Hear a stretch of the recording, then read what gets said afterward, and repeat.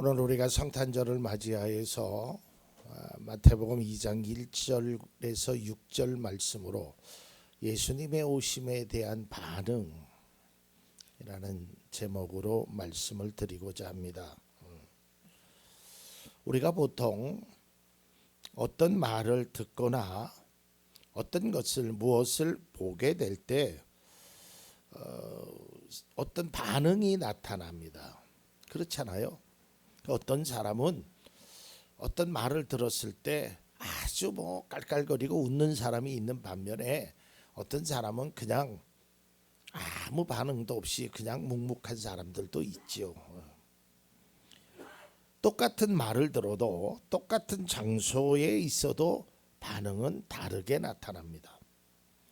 내가 어떤 것을 좋아하느냐, 어떤 생각을 하고 있느냐에 따라서 반응은 각기 다르게 나타납니다.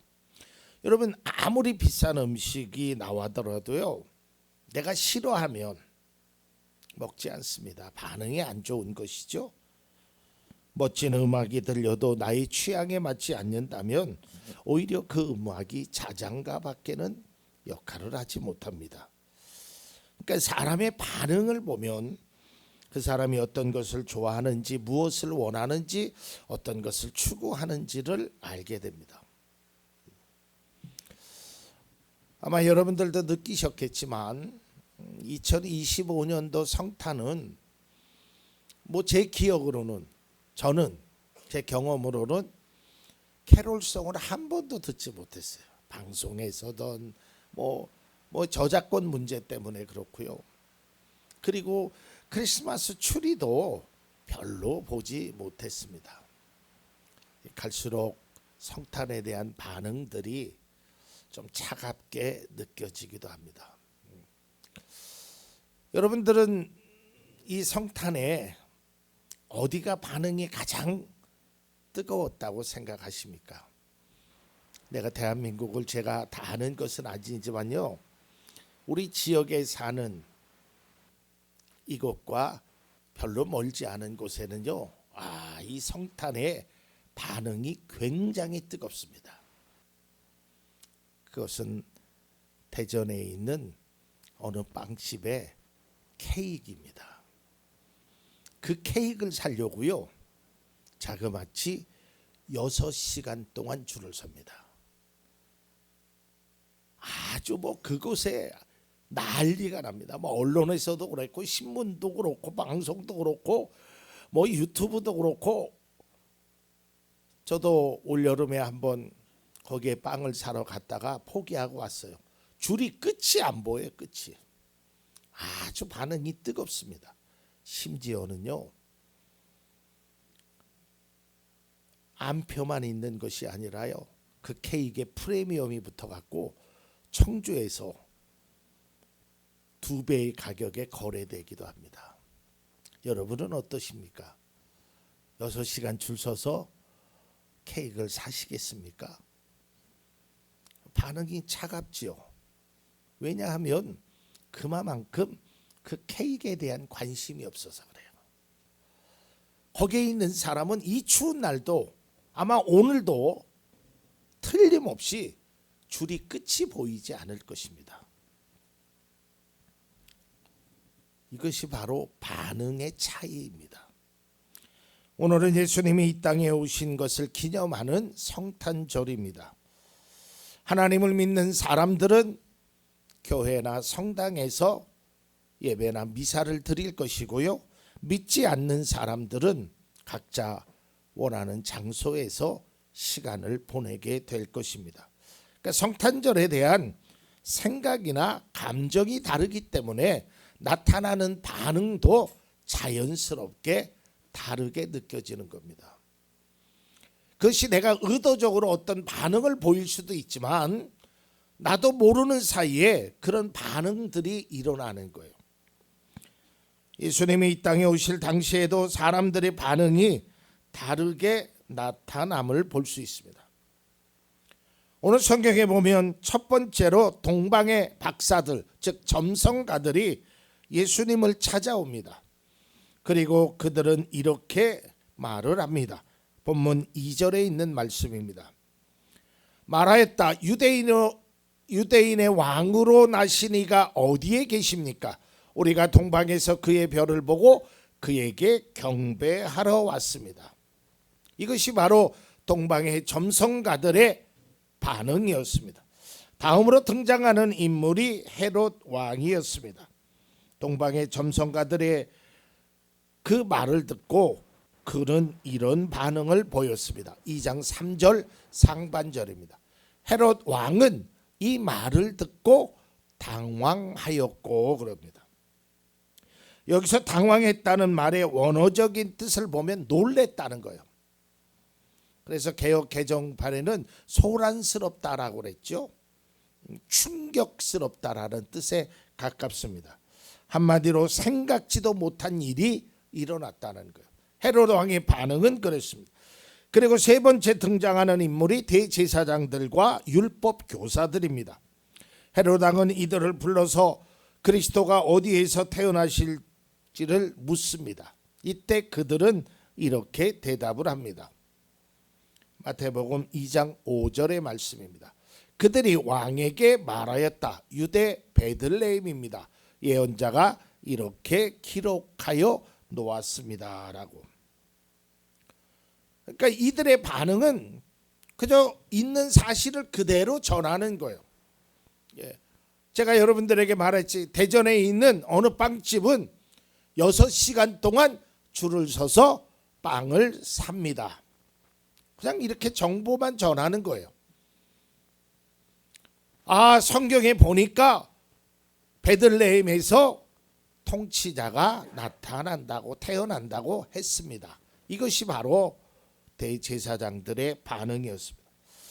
본문과 비슷한 내용이 누가복음에도 기록되어 있는데요.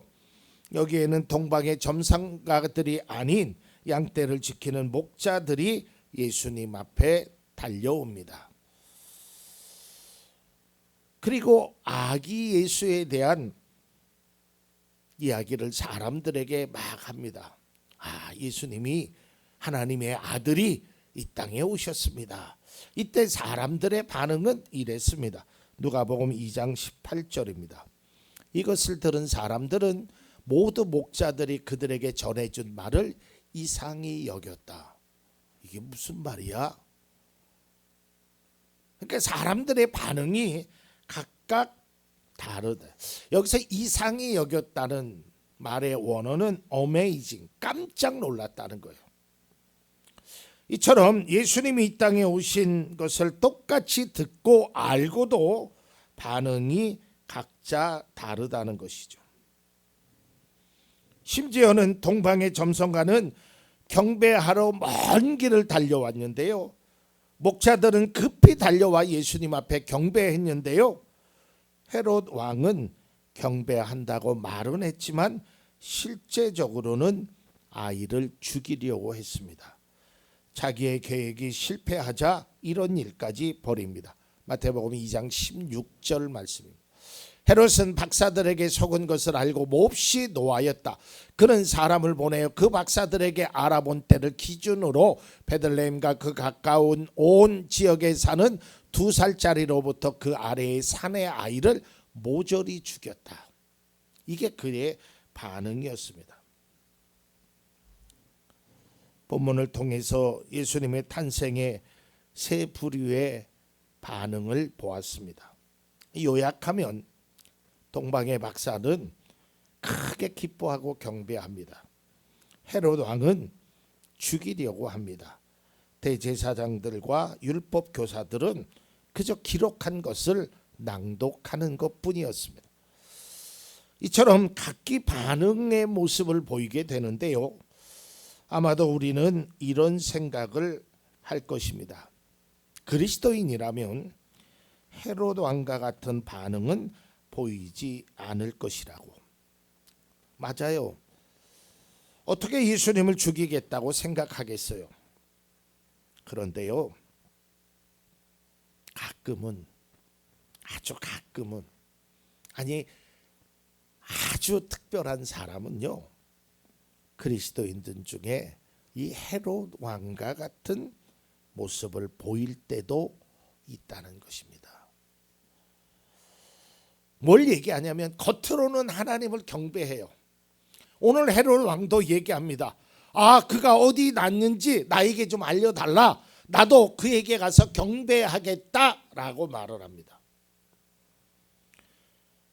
마치 하나님을 겉으로 경배하는 것처럼 아기 예수를 기다렸던 것처럼 그렇게 이야기를 한다라는 거예요.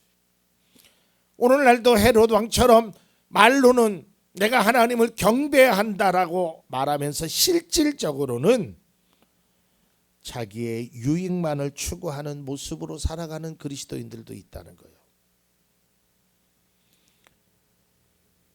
왜 우리가 기도하느냐?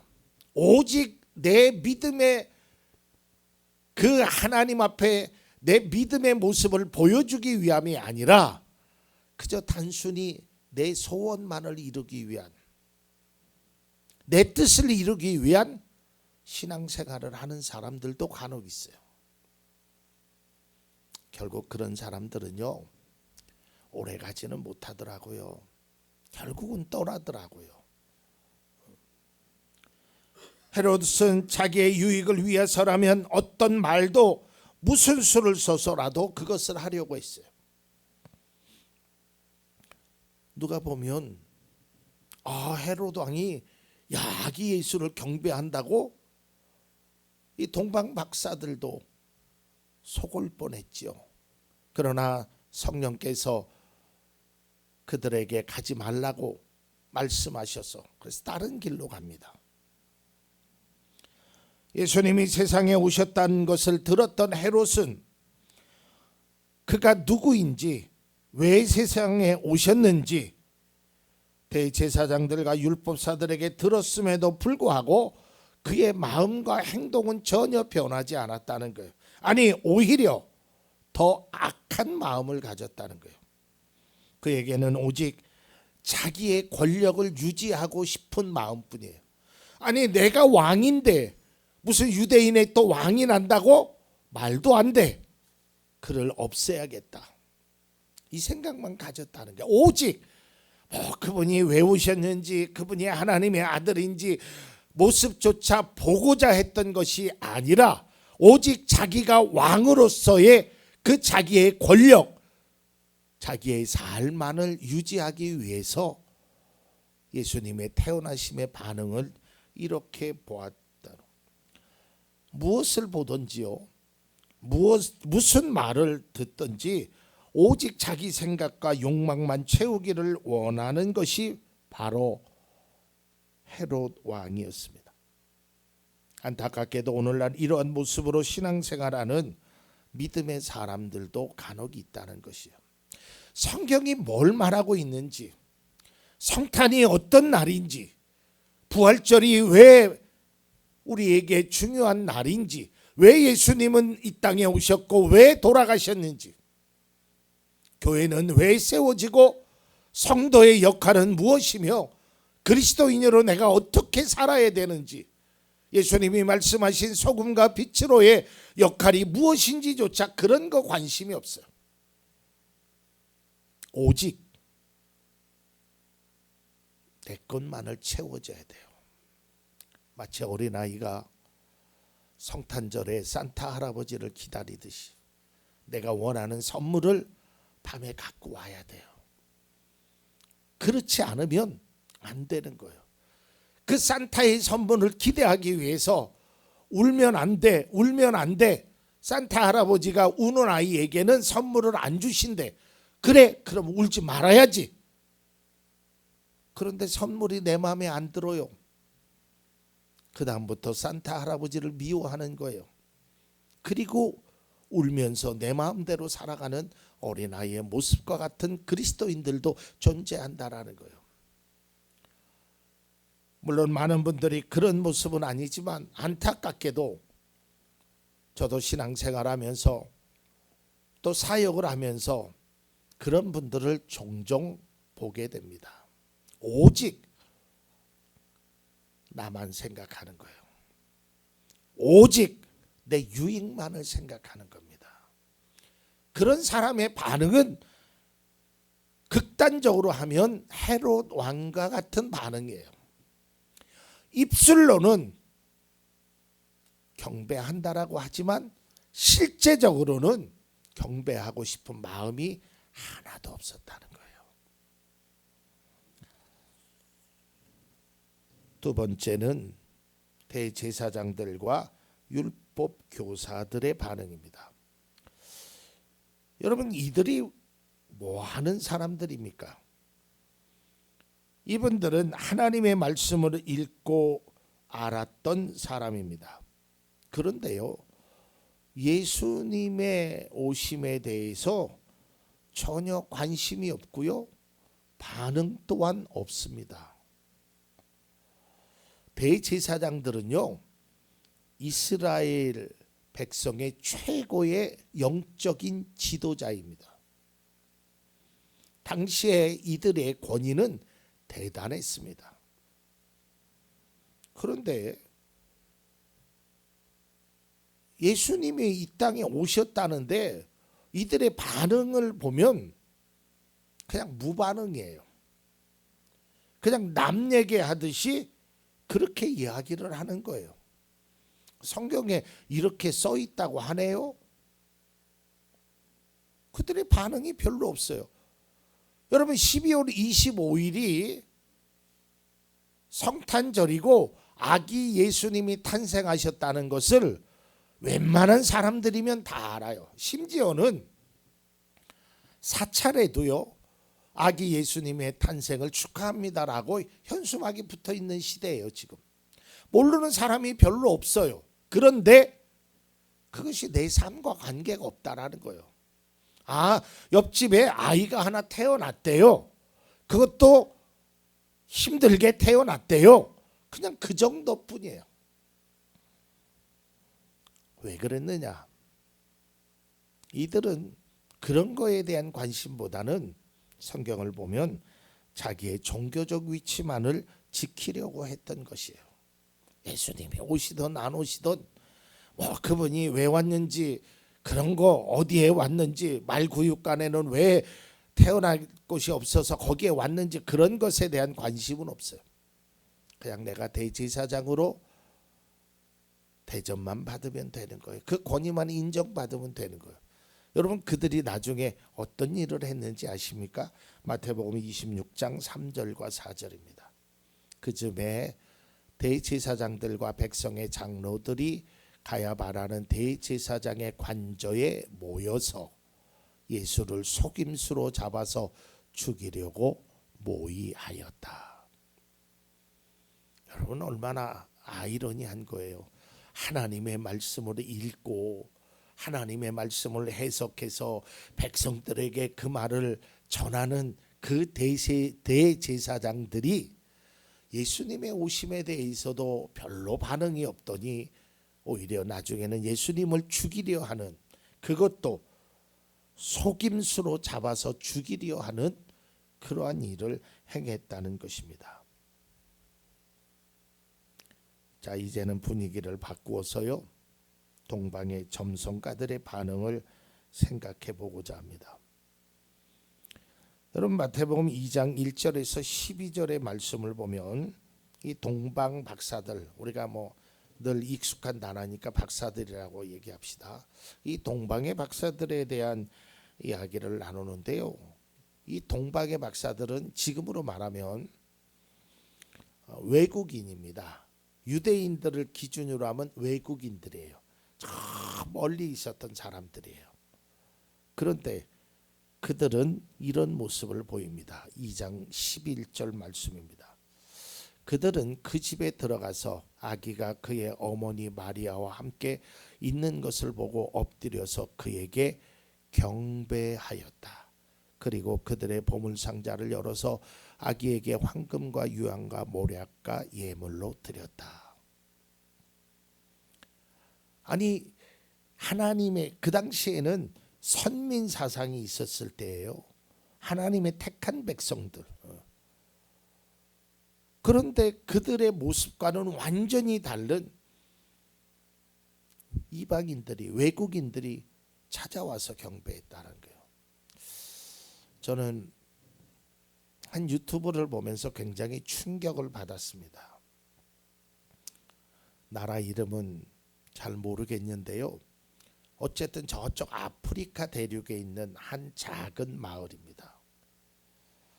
다 그분들은 흑인의 모습, 그 마을촌에서 사는데요. 비가 막 내립니다.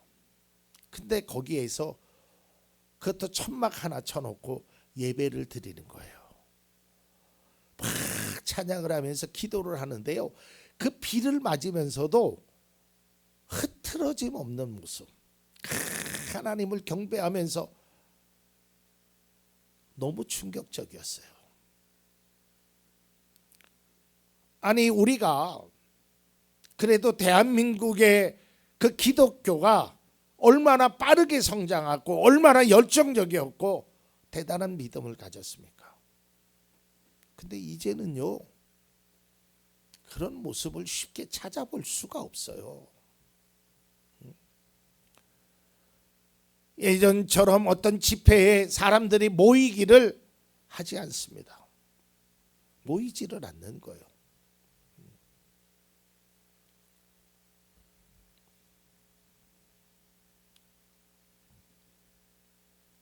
어느 분이 저에게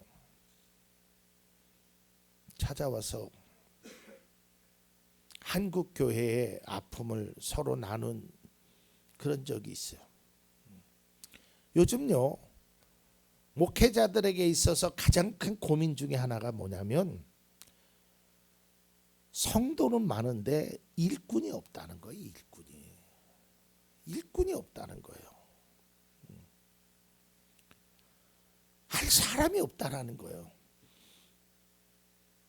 여러분, 예전에 여기 뭐 우리 권사님들 가끔 그런 얘기, 예전에 우리가 어떻게 신앙생활했죠? 교회 일이라면 뭐 학생이 수련회 간다 그러면, 청년들 수련회 간다 그러면, 뭐 주일학교 여름 성경에 청년들은 밤을 새서 막 그림을 그리고요, 권사님들은 막 밥을 해주고, 그렇게 살아왔던 우리들이란 말이에요. 요즘은 안타까운 현실을 제가 하나 더 말씀드릴까요? 그런 일을 하려고 하니까 요즘 교회에서는 목사님 그냥 돈 주고 하세요. 돈 주고 사람 시키세요. 일꾼이 없다는 거예요. 일꾼이. 이게 참 우리의 아픈 현실입니다. 청년들도 장년들도 학생들도 누구도 그렇게 하지 않아요. 하나님을 입술로는 경배한다라고 그러고 하나님의 자녀라고 말하지만 실질적으로 이렇게 먼 나라에서 찾아와서 경배했던 그들의 모습과 같은 모습이 오늘날 우리에게 너무 부족하다는 거예요. 이들은요, 딱 성경에 여기에만 등장합니다. 아무 성경에 더 이상 나타나지 않습니다.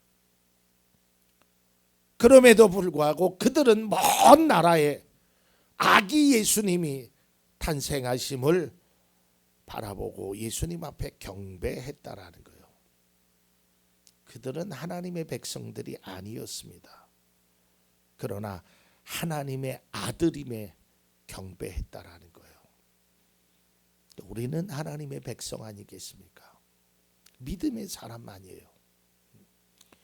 오늘날 우리는 성탄에 대해서, 하나님의 아들이 이 땅에 오심에 대해서 어떤 반응을 보여야 할 것이냐 이 말입니다.